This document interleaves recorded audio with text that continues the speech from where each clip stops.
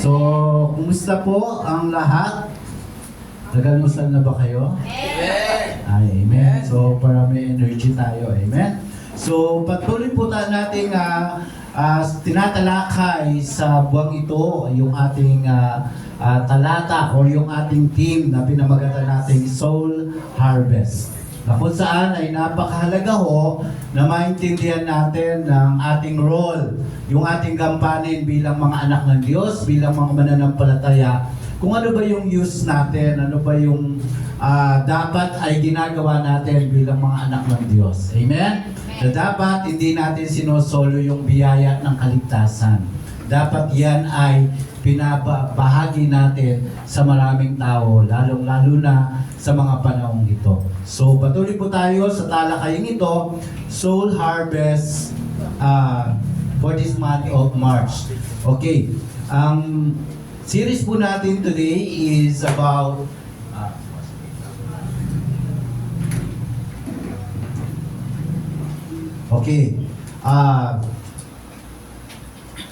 how to share the gospel naturally. Paano po ba natin ibabahagi yung salita ng Diyos, ibabahagi yung pagmamahal ng Diyos sa mga tao na natural lamang, yung talagang nanggagaling sa puso, nanggagaling sa kaloob-looban, nang walang nasasaktan. Amen? Nang walang judgment na nararamdaman ng tao. Minsan po kasi, nahihirapan tayo na ang mga tao ay lapit sa Panginoon dahil minsan ang ipinapakita natin ay hindi pagmamahal. Minsan ang ipinaparamdam natin parang ang layo-layo nila sa Diyos, parang napakabanal mo at parang makasalanan naman sila. Okay? So hindi po yon ang tamang pamamaraan upang ibahagi natin ang salita ng Diyos, ibahagi at iparamdam din ang pagmamahal ng Diyos na kung paano natin yon naranasan. Amen? Amen. Okay, in a natural way. So, ang sabi po in the book of Acts chapter 1 verse 8, sabi niya, "But you will receive power when the Holy Spirit comes on you, and you will be my witnesses in Jerusalem, and all Judea and Samaria, and to the ends of the earth." Tayo po'y saglit na manalangin. Dakilang Diyos na makapangyarihan sa lahat, hayaan mo, Panginoon, ang iyong mga salita na aming pong pagbubulay-bulayan. Sa umagang ito ay patuloy na maghatid sa amin ng panibagong kaalaman, panibagong direksyon ng aming mga buhay. Maging makita po namin ang aming mga sarili, kung ano yung dapat na ginagawa namin bilang iyong mga anak, na minsan ay tinawag mo, na minsan ay binago mo ang aming mga pamumuhay, binago mo ang aming pagkatao dahil sa pagpapakilala mo sa iyong dakilang pagmamahal sa amin. Hayaan mo, Diyos, na sa pagmamahal na ito ay patuloy po namin may bahagi, may pasa sa mga tao sa tingin po namin, Panginoon, ay nangangailangan din ito. Pagpalain mo, Banal na Espiritu, ang iyong mga salita, lahat ng negatibong kaisipan ay aming winawaksi sa makapangyarihang pangalan ni Jesus, bagkus aming tinatanggap at wini-welcome ang iyong Banal na Espiritu, ang katotohanan ng iyong mga salita, ang siyang maghari sa buhay ng bawat isa sa amin. Banal na Espiritu, malaya kang gumalaw, kumilos sa aming kalagitnaan, sa pangalan mo Jesus. Amen and amen. Number one reason po, kung minsan ay napapansin natin na maraming Kristiyano ang mahal po si Lord, pero nahihirapang mag-share ng gospel. Pag tinanong mo yung tao, pag tinanong mo yung mga tao na kapalibot sa'yo, mahal mo ba si Lord? Of course! Yan ang isasagot sa'yo. Di po ba? Pero kapag sinabi ni Pastor na mag-evangelize tayo, biglang may magre-react dyan, "Pastor, nahiya po ako eh." Diba? "Pastor, hindi po ako marunong magsalita." Talaga ba? Pag chismisan, ang dahil mong alam na salita, di ba? Pero pag Word of God na yung binabahagi mo, biglang hindi ka marunong magsalita. Di ba ba? So, Pastor, baka magalit sila. Magagalit talaga yan pag hindi tama ang yung pamamaraan ng pagbabahagi ng salita ng Diyos. Naalala nyo ba yung controversial sa Facebook na biglang binanatan ang kung sino-sino, di ba? Daming nag-react kasi mali ang paraan. Tama ang intensyon, pero mali ang pamamaraan ng pagdadala ng salita ng Diyos. Amen? So, alam niyo po ba, hindi po sinabi ni Jesus na you will be my theologians. Hindi po kinakailangang mag-aral ka ng napakatagal at malalim na pag-aaral ng salita ng Diyos o sa isang Bible school para makapagbahagi ka ng salita ng Diyos. Hindi po yan requirements ng Diyos. Ang pag-aaral o pagiging theologians ay maganda. Subalit hindi po ito ay isang passbook para ikaw lang ang may authority na magbahagi ng salita ng Diyos. Hindi rin niya sinabi na you will be my debaters. Yung palaging may mga ganun palaging nakikipagdebate. Siyempre, pag debate yan, hindi papayag ang isa't isa na mali sila doon sa sinasabi nila. Kapag sinabi natin debate, parehas kayong may tama dyan. Tamang-tama talaga. As in, super tama. Di ba? Kasi dapat hindi pinagtatalunan ng salita ng Diyos. Amen? Amen. Ang sabi niya, you will be my witnesses. Ang witness po, hindi mag-iimbento ng kwento. Ang witness, nagkukwento lang na nakikita at nararanasan niya. Amen. Madali yun, di ba? Kasi kapag yung bagay na hindi mo naranasan, tapos winento mo lang, sasabihin mo sa katabi, ano nga yun, kapatid? Ano nga yun, sister? Nagtatanong ka, why? Kasi hindi mo naman siya naranasan eh. Nakadepende ka lang kung ano lang yung naririnig mo. Pero madali hong ikwento, madaling may bahagi ang isang bagay na naranasan mo. Kaya ang tanong ngayon, paano ba natin may babahagi ang gospel ng natural lang? Yung simple lang. Yung alos walang ka-effort, pero nakakapag-share ka ng Word of God. Nakakapag-share ka ng salita ng Panginoon. That's the number one, share from a real relationship with Jesus. Ang natural na pamamahagi ho ng salita ng Diyos, ito yung pagbabahagi ng kung ano yung naranasan mo sa Panginoon.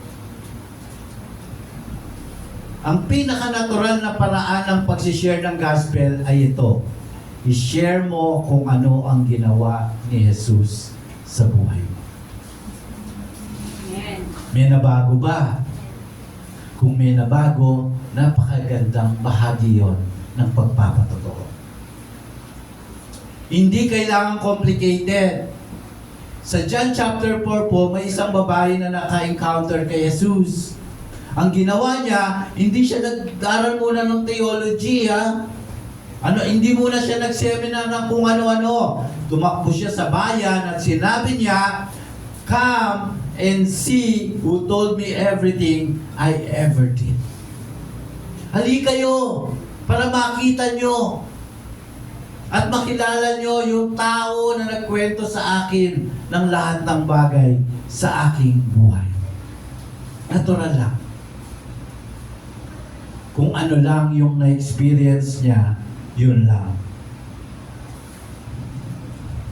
Kapag kayo ay may masarap na nakainang restaurant or natikman, hindi ka pipilitan ng tao para i-share yan. Di mo ba? Automatic, ano sasabihin mo? Uy, kain tayo doon. Masarap doon. Ikaw mismo, mag-i-invite ka. Di mo ba? Kasi gusto mo yung natikman mong masarap ay matikman din nila. That's the natural way of sharing the gospel. Gusto mo kung ano yung naranasan mo mula sa Panginoon na pagbabago sa buhay mo ay maranasan din ng mga taong ito na nakapalibot sa iyo. So, ganun din po yung gospel.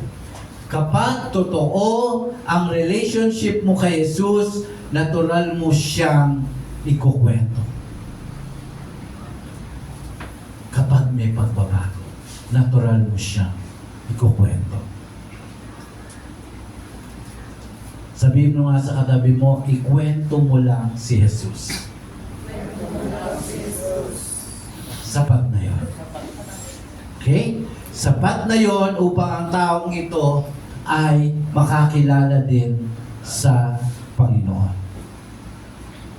Share a real relationship with Jesus. Kung ano lang yung totoo na na-experience mo sa Diyos. Yun ang natural na pamamaraan ng pagbabahagi ng salita ng Diyos. Pangalawa, share through your daily life. Paano ka ba mamuhay? Anong klaseng buhay ba meron ka araw-araw? Sabi po sa Matthew chapter 5 verse 16, let your light shine before others. Let your light shine before men. Hindi lahat to ng evangelism, pulpit preaching. Hindi kinakailangang may nangangaral. Hindi kinakailangang may nakatayo. Number one, ang pagiging honesto sa trabaho ay isang malaking bagay para may bahagi ang salita ng Diyos. Di ba? Yung hindi ka nandadaya doon sa trabaho mo, malaking bagay ho yan. Para makita ng mga tao na si Jesus ay nabubuhay sa iyo. Ang pagiging mabait sa kapitbahay. Tingnan niyo katabi niyo. Mabait ba kayong kapitbahay? Namimigay ba kayo ng ulam? Ha? Di ba? Nagsishare po ba kayo ng mga blessing ninyo? Kapag may nani kayong prutas o gulay, kahit pa paano, pinatitikman nyo po ba? O pinatitikim nyo sa kanila ang pagiging mabait na kapitbahay ay isang patotoo na ikaw ay binago ni Kristo. Amen? Amen. Ang hirap po kasi na mamili ng kapitbahay. Tama ba? Tama ba? Mahirap mamili ng kapitbahay. Kung paanong mahirap mamili ng magulang o mamili ng kapatid. Wala kang choice. Di mo ba? Wala kang choice. Ngayon, sa pagiging kapitbahay, siguro ang choice mo lang, ikaw ang umalis. kung hindi sila maka-adjust sa'yo, ikaw ang mag-a-adjust. Di po ba? Pero kung mabait kang kapitbahay, ay walang problema dyan. Ang sarap pong mabuhay sa isang komunidad na lahat ng kapitbahay mo ay kasundo mo. Amen? So ito ay isa sa pamamaraan kung paano natin na-share ang salita ng Diyos pang araw-araw at ang pagiging mapagpatawad sa pamilya. Wala akong perfectong pamilya. Di ba ba? Kahit magkakapatid kayo, minsan dumarating yung punto na merong hindi pagkakaunawaan. At nangyayari ho yan kahit kaninong pamilya. Pero, sa kabila ng ganong sitwasyon, kapag naroroon yung espiritu ng pagpapatawad, makikita at mararanasan pa rin natin yung katotohanan ng pagbabago ng buhay. natin kay Kristo. Amen? Walang perpektong nanay. Walang perpektong tatay. Walang perpektong kapatid. Lahat kayo ay mayroong pagkukulang. Pero kung ang maghahari dito ay ang pagpapatawad sa isa't isa, ang pagmamahalan ay mananatilang iikot sa buong pamilya. Amen? Yun po kasi yung susi ng isang masayang pamilya. At sa pamamagitan nun, nahayag ang kabutihan ng Diyos sa buhay natin. May silang ang buhay eh. Tama po ba? Tapos uubusin nyo lang yun sa kakaaway-away. Tapos pag may nawala ang isa, tsaka mo lang marirealize na iiyak-iyak ka. Sabi nga nila, di ba? Pag may namatay daw, kung sino yung pinakamalakas umiyak, yun yung maraming kasalanan. Di ba ba? Napakaiksi ng buhay para ubusin natin yung ating panahon at oras sa pakikipagbangayan sa isa't isa at hindi natin pairalin ang pagmamahal natin sa bawat isa. Kapag nakita ng tao ang buhay mo, magiging curious sila. Magiging tanong nila, bakit iba ka?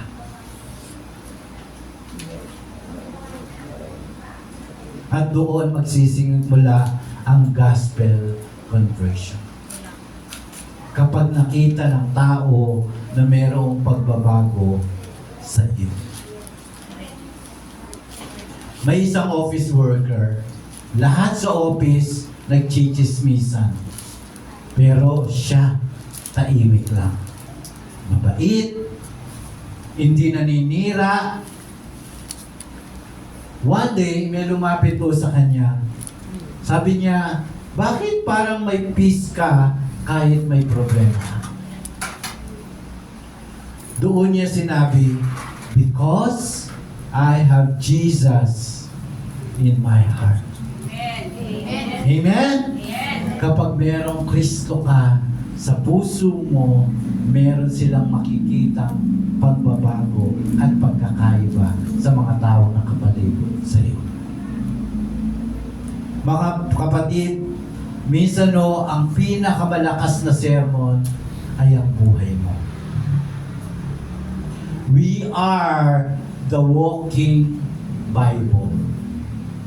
Tayo po ang Biblia na naglalakad. Bago nila basahin ang Bible na sinasabi mo, ang unang babasahin nila ay ang buhay mo. Bago nila bubuksan ang Bible na ibinibigay mo, ang unang titingnan nila at ang unang bubuksan nila ay ang buhay mo. We are the walking Bible. We are the living Bible. Napakahalaga ho ng buhay natin ay nakaayon doon sa gusto at panuntunan ng Panginoon. Share through your daily life. Amen. Paano ka ba mamuhay araw-araw? Yun ang magiging basihan upang ang mga tao sa paligid mo ay makakilala din sa Panginoon. Kasi kung walang pinagkaiba ang pamamaraan ng buhay mo doon sa mga kapitbahay mo na hindi rin nakakilala kay Jesus, what else? Pag nagsisession sila, ay kasama ka rin. Di ba? Anong klaseng buhay meron tayo araw-araw na ipinapakita sa mga tao? Amen? Number 3. Okay. Yun. Okay. Share with the power of the Holy Spirit. Balikan natin ang verse natin. Sabi niya in Acts chapter 1 verse 8, You will receive, ano? Power when the Holy Spirit comes upon you. Hindi niya sinabi na you will receive confidence. Hindi rin niya sinabi you will receive perfect words. Ang sabi niya, power, kapangyarihan. Sabi niya, ang Holy Spirit ang magbibigay ng ano? Tamang salita, tamang timing, at tamang pagkakataon. Ano sasabihin ko? Diba? Paano ko yan sisimulan? Hindi mo yan problema. Kapag nasa iyo ang kapangyarihan ng banal na Espiritu, tingnan mo at obserbahan mo. Pag nagsimula ka, tuloy-tuloy na yan. Amen? Dire-diretso ka na nagkukwento at nagsasalita tungkol sa Panginoon. Minsan, simple lang ang sasabihin mo, pero tatamaan ang puso ng tao. Hindi mo kailangan magpakalalim. Minsan kung alin ang mababaw, yun ang mas lalong tumatanim sa puso ng tao. Bakit? Because the Holy Spirit is working. Amen? Ang Espiritu Santo ang siyang sumasama sa buhay natin. Kapag tayo nagsimula na ng mangaral ng salita ng Panginoon, ang banal na Espiritu ang siyang kasama natin. Kaya huwag mo sasabihin, hindi ko alam. Paano? Natatakot ako. Kapag kasama mo ang banal na Espiritu ng Panginoon, lahat ay magiging maayos. Amen?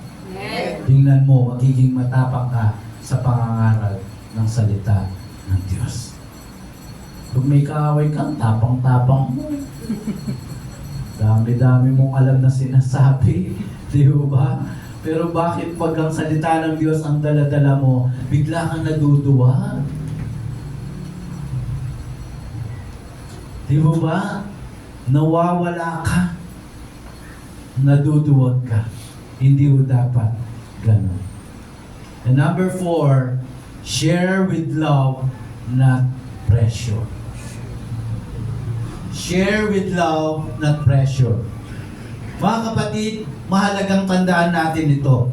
Hindi po natin trabaho ang mag-convert ng tao. Okay? Hindi po kayo Diyos. Hindi tayo Diyos. Hindi po tayo ang magpapabago sa tao.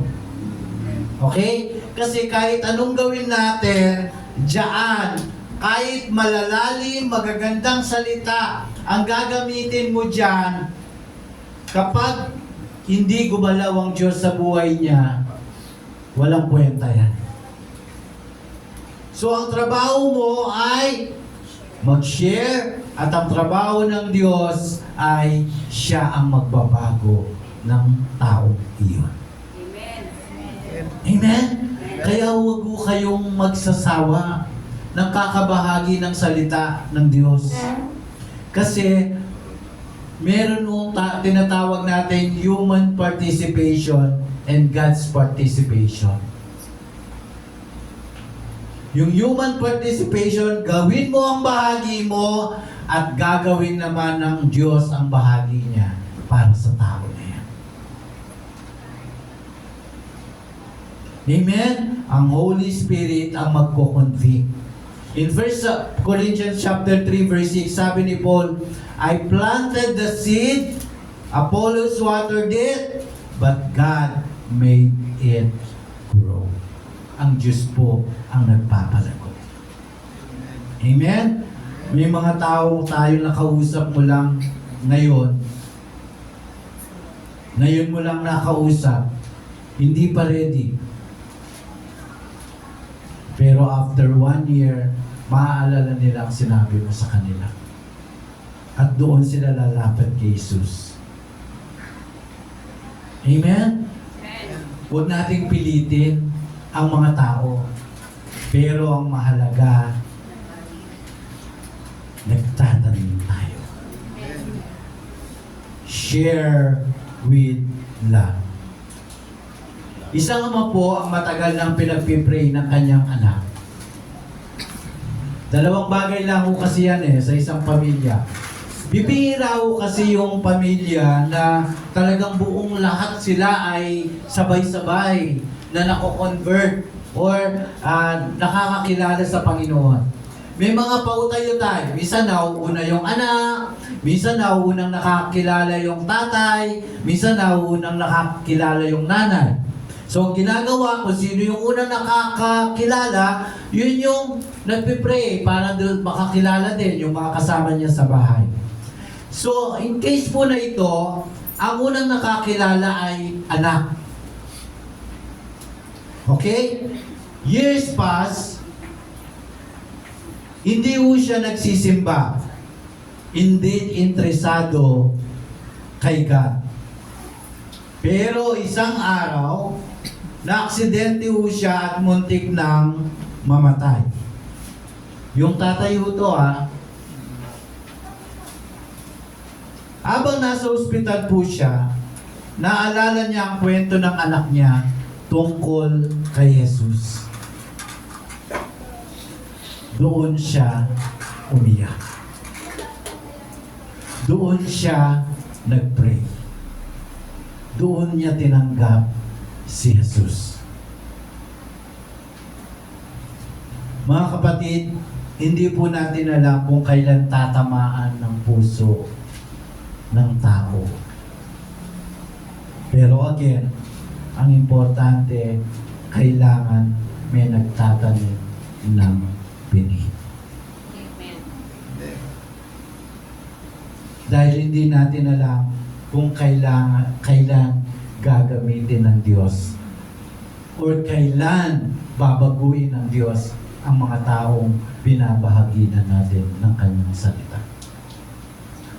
Ano po ba yung mga practical ways to share the gospel naturally?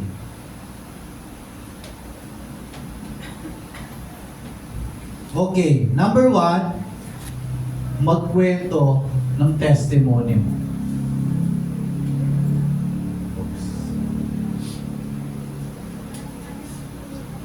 Okay, magkwento ng testimony mo. Yun ang importante. Pangalawa, paano po ba gagawin yon? Alam mo, dati, ganito ako, pero binago ako ni Kristo. Kwento mo lang kung paano nabago ang buhay mo. Pangalawa, mag-offer ng prayer. Kapatid, pwede ba kitang ipag-pray? Sino ba naman ang tatanggi sa prayer? Di po ba? Pangatlo, mag-invite sa church. Samahan mo ko sa Sunday. At pang-apat, mag-share ng Bible verse. Simple lang. Hindi mo kailangan mag-lecture. Conversation lang. Usap lang. At ang mga tao ay mababago. Minsan kasi, ang dami nating iniisip. Bago po tayo matakot mag-share ng gospel, tandaan natin kung ano ang ginawa ni Jesus para sa atin. Amen? Bago tayo mag-share ng gospel, tandaan natin kung anong ginawa ni Jesus para sa atin. Ano nga ba ang ginawa ni Jesus para sa atin? Panoorin po muna natin ang bagay na ito.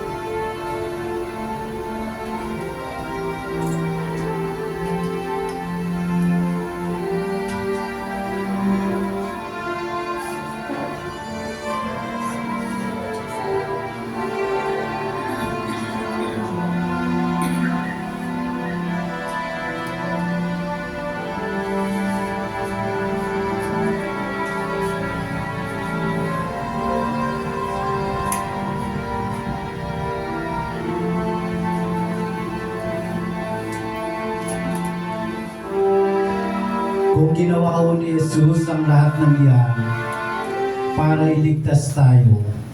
Hindi ba natin kayang sabihin sa iba kung gaano niya sila kamahal?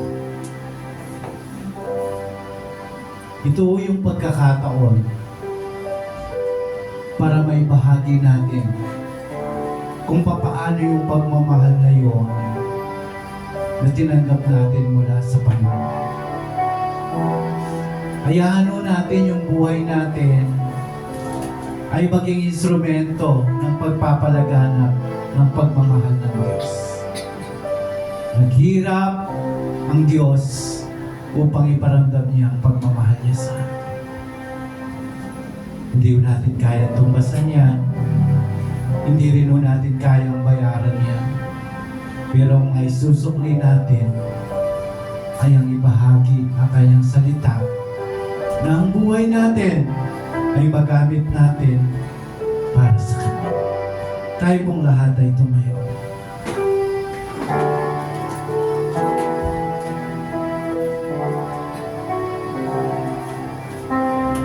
Hallelujah, Lord. Hallelujah, Jesus. For cross, Lord. Thank you for the price you. Yes, Lord, maraming salamat po.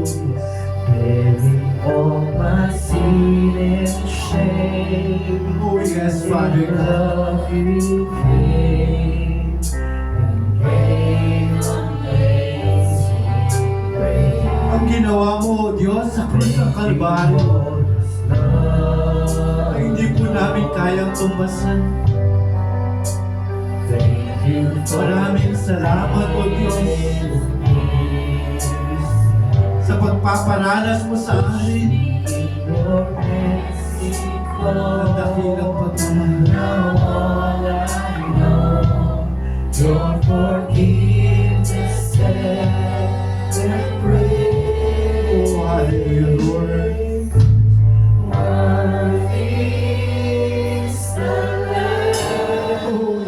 Lord is the Lamb seated on the throne. Crown you now with many crowns. You reign victorious.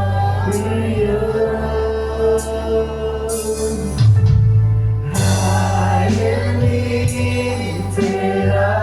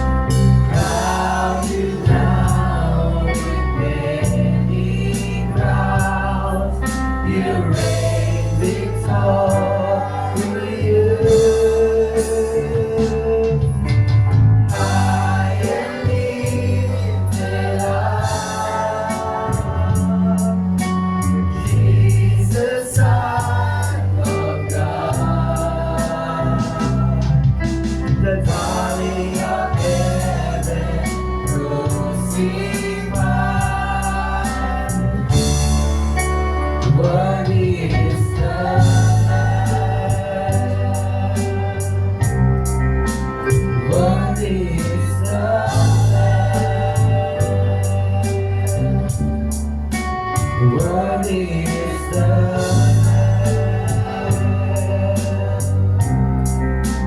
Worthy is the Lamb.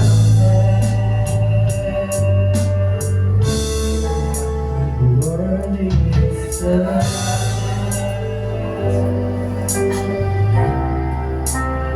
Worthy is the Lamb.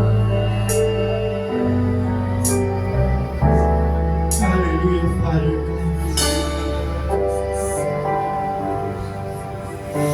Panginoon, pag binabalikan po namin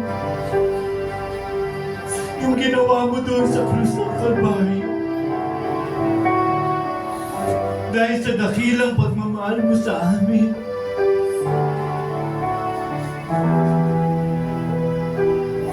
nararamdaman po namin, O Diyos,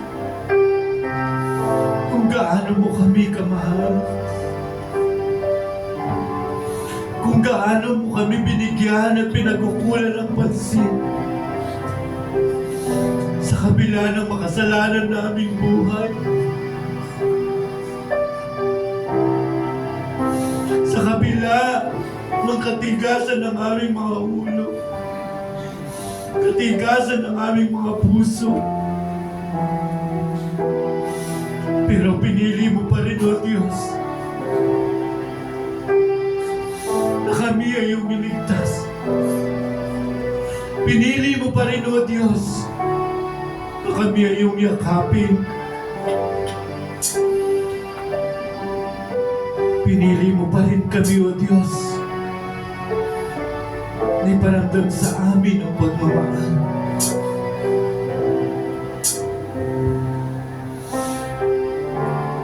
Wala kaming dahilan, O Diyos, upang ang buhay namin na ito ay pagkait sa iyo. Wala kaming nakikitang dahilan, O Diyos, upang ang buhay namin na ito ay hindi paggamit sa iyo.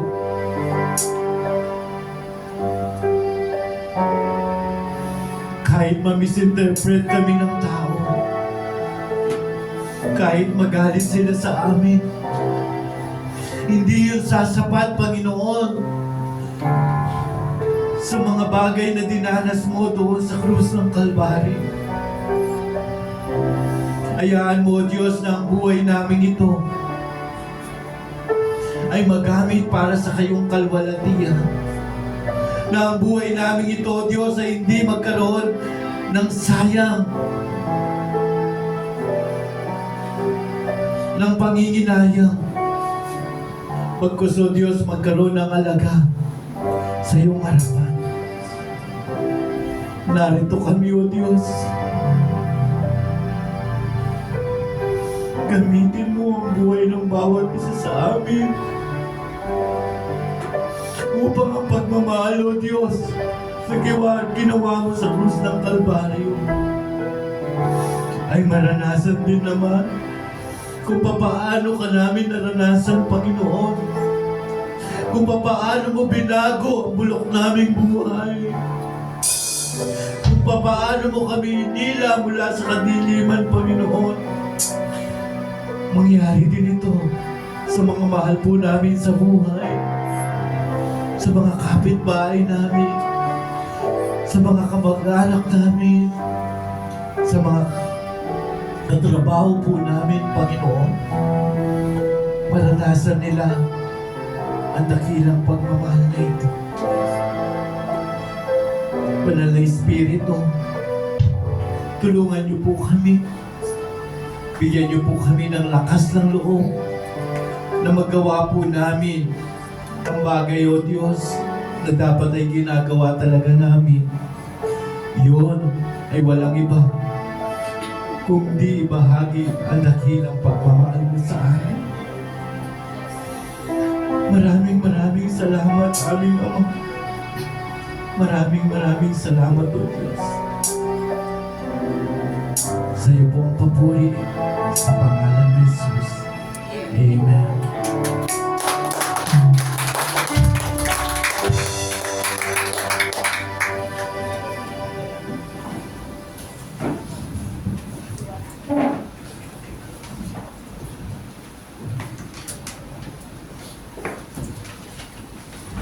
po'y darako sa itong bahagi ng ating gawain.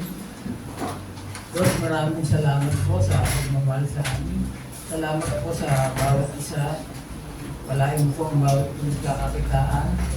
Dito man ay trabaho o negosyo. At bawat magkakalog ito'y maibalik sa ang higit pa sa kanilang inaasahan. Ang saluping malilikom ay magamit lamang sa pangangailangan ng iyong iglesia. Bilisay namin binabalik ang lakas na papuri sa pangalan ni Jesus. Amen.